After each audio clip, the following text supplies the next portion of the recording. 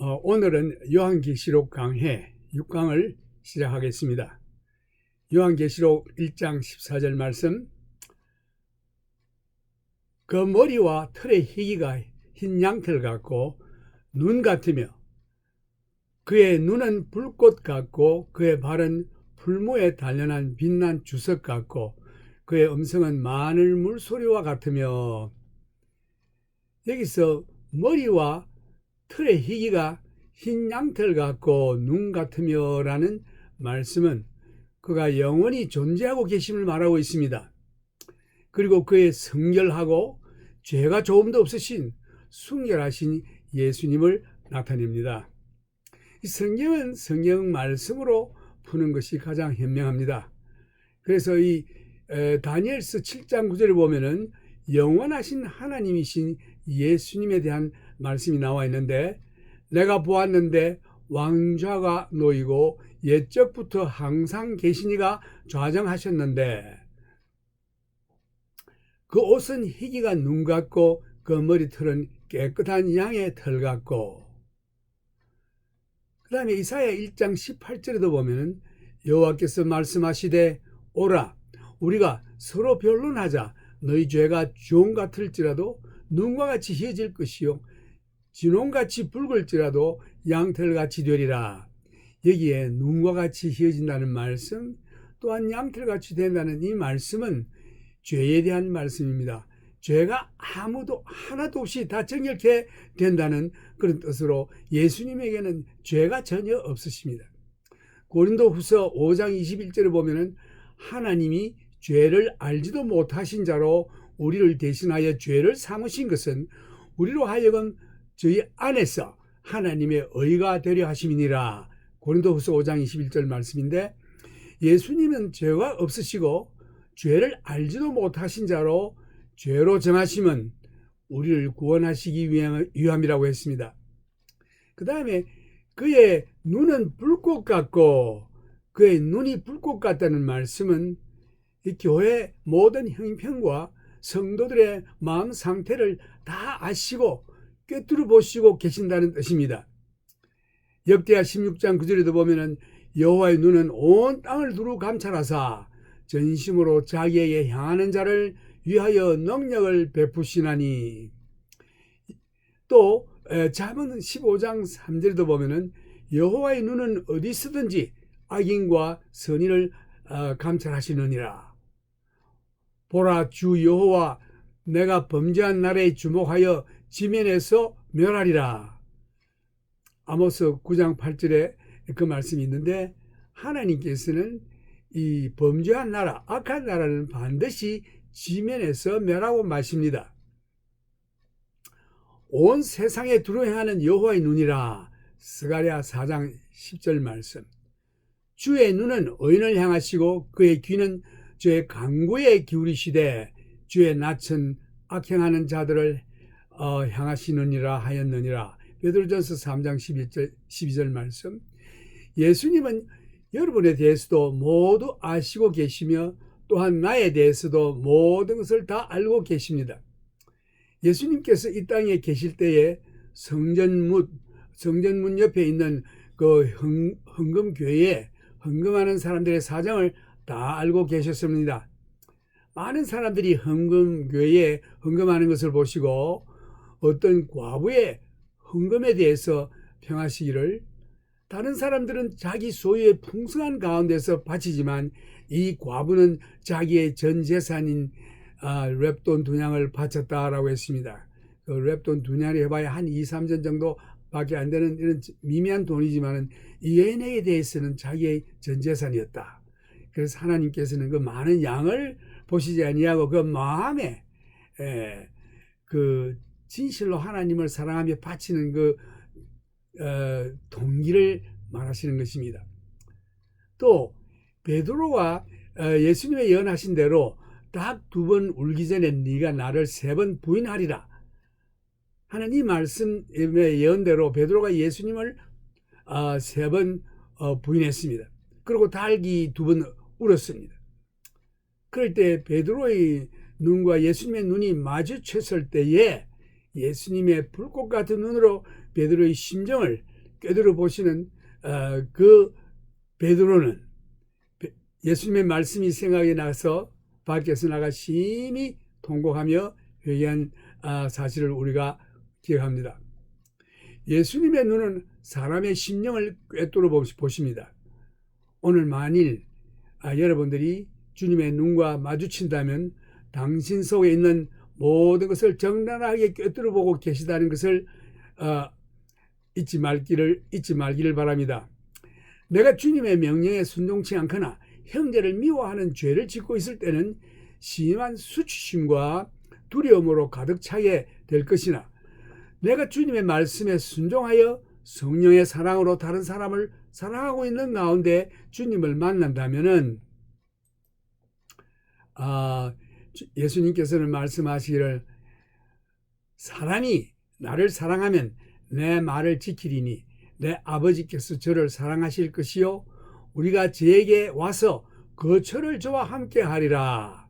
요한복음 14장 23절에 그런 말씀이 있는데 만일 우리들이 서로 사랑하면 하나님께서 그 아들 예수 그리스도와 함께 그 사람에게 와서 make home 같이 살겠다는 뜻입니다. make home 같이 거처를 함께 하겠다. 얼마나 놀라운 말씀입니까? 지금 이 시간에도 우리 주님은 불꽃 같은 눈으로 우리를 보고 계십니다. 그 다음 15절 말씀 보면은 그의 발은 풀무에 단련한 빛난 주석 같고 이 주석은 심판을 상징합니다. 구약시대 회막에 들어가면 첫 번에 나오는 것이 노제단인데 노시나 주석은 심판을 의미하는 것입니다. 사람이 죄를 가지고 하나님께 나갈 수 없습니다. 그래서 하나님께 나아가려면 먼저 양을 잡아 노제단에서 속죄 제사를 드려야 합니다. 구약시대에 드리는 제사는 하늘 성전의 모형인 것입니다. 양의 피가 사람의 죄를 없이 할 수는 없으나 예수님이 오실 때까지 죄를 덮어두는 것입니다. 그래서 그 상징으로 구약시대에는 앞으로 오실 어린 양 되시는 예수님의 대속의 죽음을 상징함으로 어린 양을 잡아 피 흘려 제사를 드렸던 것입니다. 이제 때가 이르매 어린 양 되시는 예수께서 이 땅에 오셔서 나의 죄와 여러분들의 죄를 위해서 십자가에서 죽음을 당하셨습니다. 죄값은 사망입니다. 피 흘림이 없이는 사함도 없다고 레위기에 말하고 있습니다. 예수님의 십자가의 죽으심은 나의 죄와 여러분들의 죄에 대한 심판을 예수님께서 대신 받으신 것입니다. 이제 영광의 주로 오시는 예수님께서는 그의 백성인 우리를 검열하려 오시는 것입니다. 우리가 잘못된 대로 갈 때에 바른 길로 가게 하기 위해서 검열하시는 것입니다. 그러나 최후에 믿지 않는 자들을 심판하시는 또한 심판자로 오실 것입니다. 우리가 책망을 받을 때 즉시 회개해야 합니다. 예수 믿는 자들에게는 결코 정죄함이 없습니다. 로마서 8장 1절에서 2절에 보면은 그러므로 이제 그리스도 예수 안에 있는 자에는 결코 정죄함이 없나니 이는 그리스도 예수 안에 있는 생명의 성령의 법이 죄와 사망의 법에서 너를 해방하였습니다. 예수 믿는 자들은 하나님의 은혜 안에 있기 때문에 결코 정죄함이 없습니다. 그러나 아직 불완전함으로 이 육신에 갈 때에 죄를 계속 짓게 됩니다.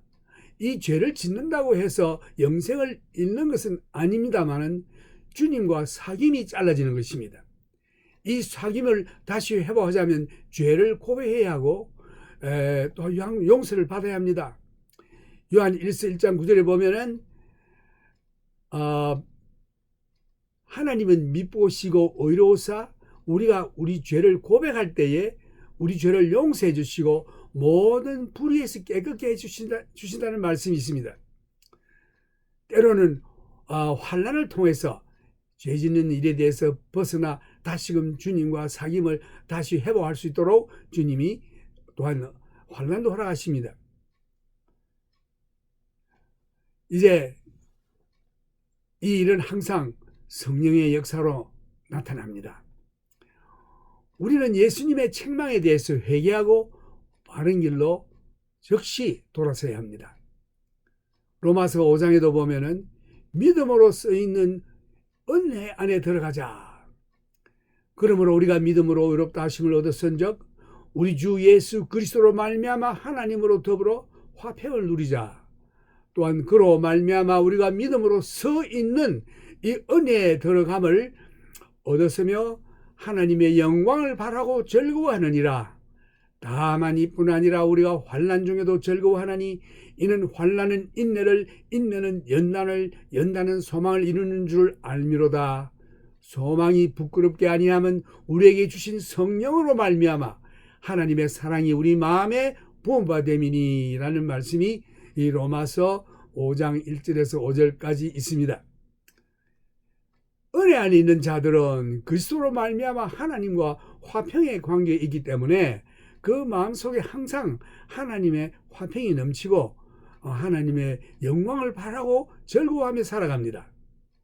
그러나 이 사람들은 환난 중에도 즐거워합니다. 은혜 안에 있는 자들은 성령으로 말미암아 하나님의 사랑이 그 마음에 부음받아서 하나님 아버지와 아들 예수께서 그의 마음속에 거처하심으로 그의 마음이 항상 즐겁고 기쁘고 화평합니다. 그러나 율법적인 사람들은 은혜 밖에 있는 자들로서 항상 자기의 의를 생각하기 때문에 은혜와는 상관이 없습니다. 그리고 항상 죄책감과 불안한 생활을 살고 있으며 심판에 대한 두려움이 항상 그들에게 있습니다. 그리스도께서 교회 가운데 근이시며 성도들이 믿음으로 서 있는 이 하나님의 은혜 가운데 살며 그리하여 성령의 열매를 맺기를 원하십니다. 그런데 성도들은 하나님을 믿는다고 하면서 자기의 힘으로 자신의 의를 세워보려고 애씁니다. 그리고 자신의 의롭다고 생각하는 일에 도취되어 살고 있습니다. 다시 말해서 자기 생활의 왕좌에 예수님이라기보다 자신이 자리 잡고 있습니다. 예수님의 중심 생활이 아니고 자기 중심의 생활인 것입니다. 주님은 교회와 성도들을 심판하실 때에 잘못된 점을 그냥 덮고 절대로 넘어가시지 않습니다. 바로 밝혀내어 바르게 잡고 시정해 나가시는 것입니다. 그러므로 어디서 떨어진 것을 생각하고 회개하여 처음 행위를 가지라. 만일 그리하지 아니하고 회개치 아니하면 내가 내게 임하여 내 촛대를 그 자리에서 옮기리라. 요한계시록 2장 5절에 그런 말씀이 있는데, 이러한 주님의 경고에도 불구하고 성도들이나 교회가 회개치 아니하고 그냥 세상과 타협하고 자신을 스스로 합리화하며 주님을 따른다고 하고 있는데, 그러나 주님은 그들과 동조하지 않습니다. 단호히 시련을 통해서든지 그 행위를 고치고 마는 것입니다. 만일 여기서 회개치 아니하면, 특히 첫사랑을 되찾지 아니하면 촛대를 그 자리에서 옮기리라고 하셨습니다. 이 말씀은 주님이 그곳에 계시지 않겠다는 뜻입니다. 주님이 함께하지 않는 성도, 또 교회는 어려움이 많습니다. 화평도 없고 기쁨도 없습니다. 그리하여 주님과 사귐이 잘라지는 것입니다. 주님은 우리의 잘못된 생각과 결코 타협하시지 않으십니다. 이러한 주님의 책망에 사람들은 마음에 반항심이 생기는 것입니다. 그리하여 차지도 덥지도 않은 적당주의자인 성도가 되고 교회들이 생기는 것입니다. 이러한 결과로 오늘날 교회나 성도들은 영광 가운데 계시는 예수님을 보는 시각을 상실했습니다. 그리하여 신령한 일을 성령의 능력으로 하기보다 세상의 물질로서 또 세상의 프로그램으로서 교회를 운영하여 그것을 섬긴다고 생각하고 있습니다. 우리는 여기서 회개하고 돌이켜서 참 성령의 능력으로 주를 봉사하며 성령의 능력으로 주를 섬기며 성령의 능력으로 교회 일을 해야 될 줄로 압니다. 이때야만이 참으로 주님이 원하시는 열매를 맺을 수가 있는 것입니다. 그의 음성은 많은 물소리 같으며, 이 물소리라고 하는 것은 그의 권위와 주님의 그 음성, 그의 말씀, 이 능력 있는 말씀을 말하시는 것인데, 우주도 말씀으로 창조하시고 죽은 자도 무덤에서 말씀으로 살리시고 그의 음성으로 이 세상에 있는 그의 성도들을 자신에게로 모으시는 것입니다. 이 모든 형태들은 그의 교회를 검열하시고 심판하시는 우리의 대제사장으로 계시는 그리스도의 모습을 나타내고 있는 것입니다. 우리의 대제사장을 한번 생각해 보십시오. 성령께서 그리스도의 모든 아름다움과 영광 가운데서 계시는 그의 모습을 볼 수 있도록 도와주실 것입니다. 그는 얼마나 놀라운 분이십니까? 그 오른손에 7별이 있고 그 입에서 좌우에 날선 금이 나오고 그 얼굴은 해가 힘있게 비추는 것 같더라. 그 오른손에 7별이 있다고 하는 것은 7별은 온 우주를 통치하고 계신다는 뜻이 있습니다. 그 입에서 좌우에 날선 금이 나오라는 말씀에서 이것은 실제 칼이 아니고 하나님의 말씀을 의미하는 것입니다. 히브리서 4장 12절에도 보면은 하나님의 말씀은 살았고 운동력이 있어 좌우에 날선 어떤 검보다도 예리하여 혼과 영과 및 관절과 골수를 찔러 쪼개기까지 하며 또 마음의 생각과 뜻을 감찰하시나니 지으신 것이 하나라도 그 앞에 나타나지 않음이 없음 같고 오직 만물이 우리를 상관하시는 자의 눈앞에 벌거벗은 것 같이 드러나느니라. 하나님께서는 그의 말씀으로 심판하십니다. 오늘도 마찬가지입니다. 하나님께서 우리들에게 말씀하실 때에 우리는 정신을 똑바로 차리고 경건한 마음으로 그 말씀을 경청해야 할 것입니다. 주님께서 말씀하실 때는 그 말씀은 반드시 이루고 마시기 때문입니다. 그 얼굴을 해같이 힘있게 비추는 것 같더라. 우리가 해를 정면으로 볼 수가 없죠. 너무 밝았어. 주님께서 영화로우신 몸으로 오실 때에 그 얼굴이 해와 같이 빛난다고 했습니다. 우리가 감히 그 얼굴을 바로 쳐다볼 수 있을까요? 얼마나 영광스러운 얼굴이에 우리는 감히 그 얼굴을 바로 쳐다볼 수 없습니다. 하나님은 빛이시라 하였습니다. 이 천국에는 해와 달이 없고 하나님의 영광의 그 빛으로 그 천국을 밝힌다고 되어 있습니다. 내가 볼 때에 그 발 앞에 엎드러져 죽은 자 같이 되매 그가 오른손을 내게 얹고 가라사대 두려워 말라 나는 처음이요 나중이니. 예수님께서 살아계실 때에 이 제자 요한은 예수님과 아주 가까웠습니다. 다락방에서 만찬회 할 때에 요한은 예수님의 가슴에 기대고 있었던 제자였습니다. 영광스러운 예수님을 바라볼 때에 그 모습이 너무나 찬란하고 어미하였기 때문에 말은커녕 그 발 앞에서 엎드러져 죽은 자같이 되었습니다.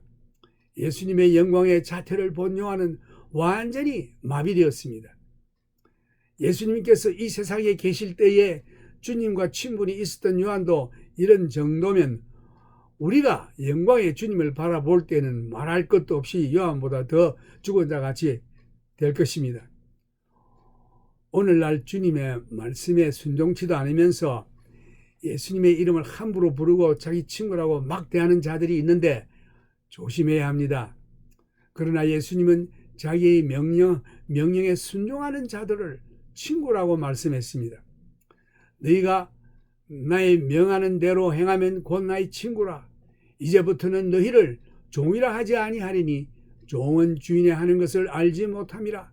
너희를 친구라 하였노니 내가 내 아버지께 들은 것을 다 너희에게 알게 하였음이니라. 요한복음 15장 14절에 그런 말씀이 있습니다. 이제 그가 오른손을 내게 얹고 가라사대 두려워 말라 나는 처음이요 나중이니 라고 말씀했습니다. 이 놀라운 예수님의 그 빛나는 얼굴을 보고 요한은 죽은 자와 같이 되었습니다.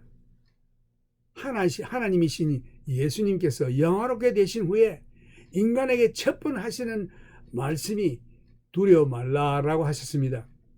왜 두려워하지 말아야 할까요? 그 이유를 주님께서 여기 말씀하셨는데, 나는 처음이요 나중이니, 이 말씀은 시작에서부터 마지막까지 주님이 다 관할하신다는 뜻입니다. 전지전능하신 그의 신성을 나타내는 것입니다.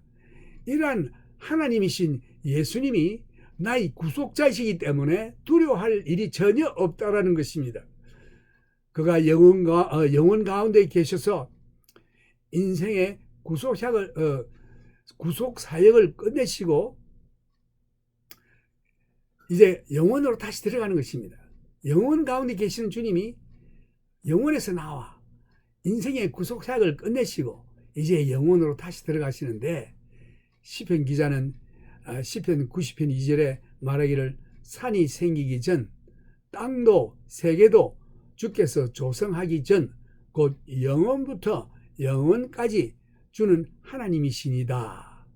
이 영원이란 정의를 본다면은 과거에 사라지는 점에서 시작하여 미래에 사라지는 점까지라고 하는데, 이 사라지는 점이 없거든요. 볼 수가 없습니다. 과거도 미래도. 그래서 그 영어에 보면 from the vanishing point in the past to the vanishing point in the future. 그래서 과거에 사라지는 포인트도 안 보이고 미래에 사라지는 포인트도 안 보이니 처음도 끝도 없는 영원을 두고 얘기하는 것입니다. 그래서 주는 하나님이시라 는 뜻은 그의 전에도 아무도 없었고 미래에 하나님 외에도 아무도 없다는 뜻입니다. 시작도 없고 끝도 없습니다. 하나님 외에 다른 신은 없습니다. 영원하신 하나님이십니다. 그래서 18절에 보면 곧 산자라 내가 전에 죽었으노라 볼지어다 이제 세세토록 살아있어 사망과 음부의 열쇠를 가졌노니, 곧 산자라 내가 전에 죽었으노라 볼지어다 이제 세세토록 살아있어 사망과 음부의 연세를 가졌노니, 이 말씀은 곧 산자라 내가 전에 죽었다, 이 말씀은 내가 산자였는데 죽었다, 이 말은 내가 아는 예수님을 가리킵니다. 그분이 우리들의 죄를 위하여 영원 가운데 있다가 영원에서 나오셔서 시간이라는 공간에 들어와서 우리를 위하여 육신을 입으시고 이 땅에 오셔서 우리 죄를 위하여 죽으셨습니다. 죄값을 치르셨습니다. 그리고 우리를 어렵다 하기 위하여 다시 부활했습니다. 그리고 이제는 영원으로 다시 들어갑니다. 우리 믿는 성도들과 함께. 그래서 믿지 아니하는 자들을 지옥에 보내는 열쇠를 주님이 가지고 계십니다. 예수 믿지 아니하는 자는 모두 지옥으로 떨어지는 것입니다. 모든 사람들은 죄의식을 가지고 있습니다. guilt feeling, guilt complex. 언제 누가 나보고 너는 죄인이야, 죄를 지었어라고 말할까 봐 두려워하는 마음이 그 깊은 가운데 있습니다.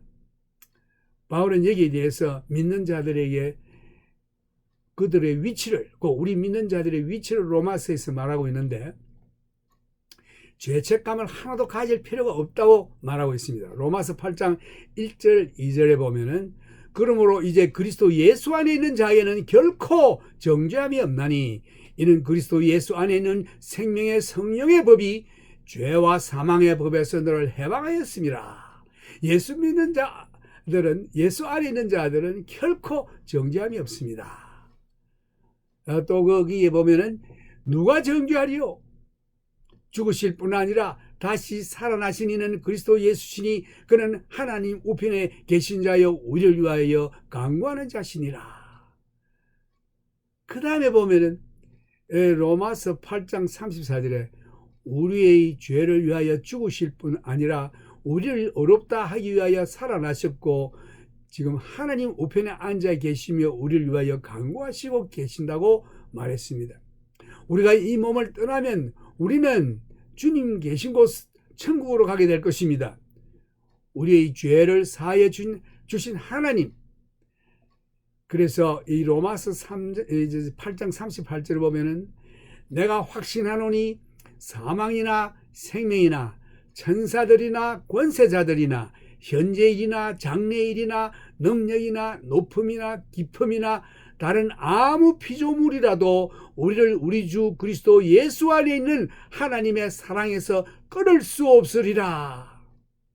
이 얼마나 놀라운 말씀입니까? 예수 안에 있으면 정죄할 자가 없고, 이제 예수 안에 있는 그 하나님의 사랑이 우리를 하나님의 사랑에서 어떤 것도 끊을 수 없다. 놀라운 구원의 확신을 우리에게 주고 있습니다. 볼지어다 이제 세세토록 살아있어. 이제는 현재의 상태를 말하는데, 지금 현재 이제 예수님은 우리를 심판하실 뿐 아니라 우리를 위하여 중보의 기도를 하고 계십니다. 금년의 목적이 더욱 예수 닮게 하기 위함입니다. 하늘에서 칭찬과 영광과 존귀를 받기 위함입니다. 너희 믿음의 시련이 불로 연단하여도 없어질 금보다 더 귀하여 예수 그리스도에 나타나실 때에 칭찬과 영광과 존귀를 얻게 하려 함이라. 베드로전서 1장 7절 말씀. 사망과 음부의 열쇠를 가졌노니, 이 열쇠라는 권위와 능력을 말하는 것입니다. 예수님은 지금 사망과 지옥의 열쇠를 가지고 계십니다. 예수님은 자기의 죽음도 부활도 자기 뜻대로 할 수 있는 권세와 권위를 가지고 계십니다. 지옥, 이 헤이리, 지옥이라는 말은 그 헬라 말로 보이지 않는 세계, 그 하데스라고 하는데, 보이지 않는 세계란 뜻, 시체를 안치하는 무덤 혹은 죽은 사람의 영이 가는 곳이라는 뜻이 있습니다. 예수님은 우리가 그토록 무수하는 죽음의 열쇠를 가지고 계십니다. 예수님은 사망의 권세를 이기셨습니다. 예수님은 우리가 그곳에 가지 않게 하기 위해서 우리의 죄를 대신 지시고 죽으시고 부활하신 분입니다. 그러므로 누구든지 예수 믿는 자는 지옥에 가지 않습니다. 천국으로 갑니다. 사망의 엄부를 두려워할 필요가 전혀 없습니다. 사망을 이기신 예수님, 사망과 엄부의 열쇠를 가지신 예수님, 그러므로 내 본 것과 이제 있는 일과 장차 될 일을 기록하라. 이 계시록 내용의 시간적 분류를 하고 있는데, 과거, 현재, 미래. 그러므로 내 본 것과 지금까지 요한이 본 것을 기록하고 있는데, 그것은 곧 영화로우신 예수 그리스도를 보았습니다. 이 책의 주제는 예수 그리스도가 중심인 것을 우리가 다시 기억해야 합니다. 요한이 지금까지 본 것은 영화롭게 되신 예수님을 보았습니다. 이 책의 중심은 그리스도인 것입니다. 영화롭게 되신 그리스도가 주제인 것입니다. 말트 한 자나 짐승 위에 내리는 대접재앙 같은 것에서는 눈을 팔지 마시고 예수님을 바라봐야겠습니다. 이것들은 그저 지나가는 것들입니다. 그러나 예수님은 우리와 함께 영원토록 같이 계실 뿐입니다. 우리의 눈을 주 예수 그리스도께 고정시켜야 하는 것입니다. 전에도 계시고 이제도 계시고 장차 오실 자라. 그분은 어제나 오늘이나 영원토록 불변하신 예수님이십니다. 불변하신 예수님이십니다. 요한은 그가 본 환상을 기록하고 있는 것입니다. 이제 있는 일이라고 하는 것은 교회에 관한 일입니다.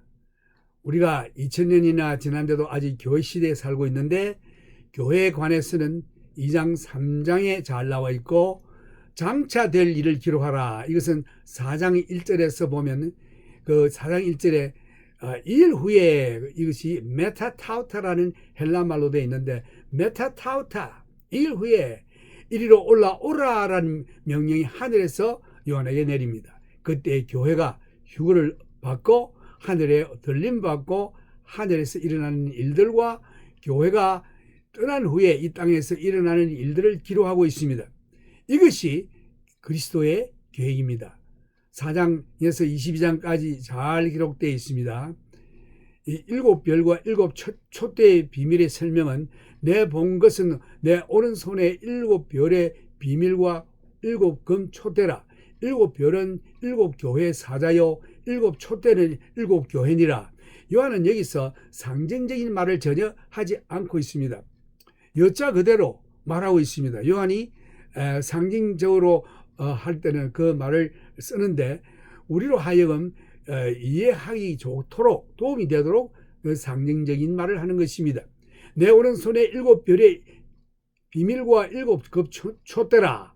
성경에서 비밀이라고 하는 말은 이전에 나타내지 아니한 거룩한 비밀을 뜻하는데 이 비밀은 요한에게도 전에 계시되지 않았습니다. 이 계시는 특히 이번에 요한에게 계시한 비밀인데 요한만이 영화롭게 되신 그리스도를 보았던 것입니다. 그러나 혹자는 묻기를 바울도 예수님 보지 않았습니까 하는데 사도행전 26장 13절에 보면은 왕이여 때가 정오나 되어 길에서 보니 하늘로서 해보다 더 밝은 빛이 나 내 동행들을 둘러 비치는지라. 우리는 해가 너무 밝아 해를 정면으로 볼 수 없는데 해보다 더 밝아 예수님의 영광의 자태는 보지 못하고 예수님의 음성만 들었을 것입니다. 그 빛이 너무 밝아 이 바울의 눈이 멀게 되었습니다. 요한은 영화로우신 예수의 형태를 처음 본 사람이었을 것입니다. 일곱 별은 일곱 천사들이라 볼 수 있겠고 여기에 별이라고 하는 것은 이 권위를 의미하는데 유다서에도 보면은 유다서 13절 영원히 예비된 캄캄한 흑암에 돌아갈 유리하는 별들이라. 이 천사라고 하는 뜻도 있습니다. 이 천사라는 뜻이 메신저, 전달자라는 뜻입니다. 그래서 사람이든지 천사든지 일 수 있는데 하늘의 천사들 가운데 소식을 전하는 전달자일 수도 있고 또는 교회의 목사일 수도 있습니다. 일곱 촛대라 번역되어 있지만 여기에 기름으로 밝히는 등이므로 등대로 번역함이 아마 더 좋을 것입니다.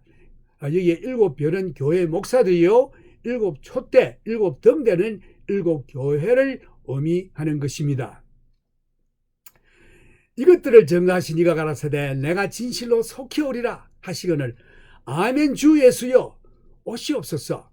주 예수의 은혜가 모든 자들에게 있을지어다. 아멘.